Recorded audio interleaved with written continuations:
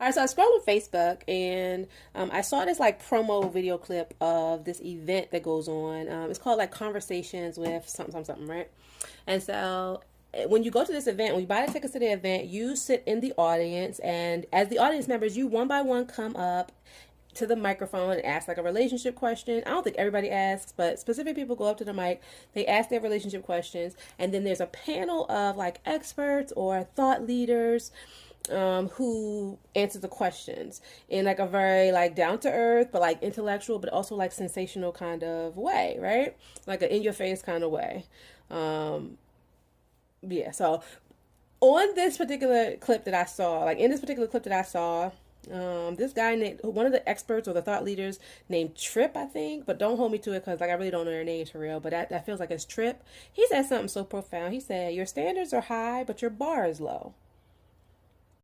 He said your standards are high, but the bar is low. Right? Mind you, I don't even know, I remember what sis said. Like the sis who came up to the microphone, one of the audience members who came up to the microphone, she was asking some type of question similar to what everybody's asking. Like, why am I experiencing this kind of issue in my relationship? How do I get this kind of desired outcome? Why am I not outcome?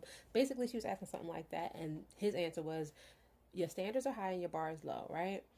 And so, like, my mind was blown. Like, I could logically understand what he said, but to articulate it, like to be able to articulate what he said, I digest it and articulate it, it took me like 4 months. 4 months, right? But basically what dude was saying was like, you got this list of all the things you want. You want this person, you want your dream person to do this, to do that, to not do this, to be this, to look like this, to, behave like this. You have this whole list of standards that you expect, but then you when they approach you and they don't have even a third of what's on that list, you still accept them. All right, so part of the accountability for the BS you experience in relationships goes to the partner, right?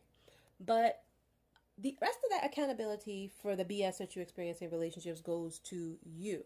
Like we all have to be accountable at some point of our relationship patterns and how we keep choosing similar uh, relationship partners, but they might like look different, have different names, different zip codes or whatever. But like for the most part, it's the same theme. They have the same like wounds, or they trigger the same wounds in us, something like that, right? At some point, we need to recognize that like we are choosing the same thing. Right now, let's talk about standards being high and bar being low.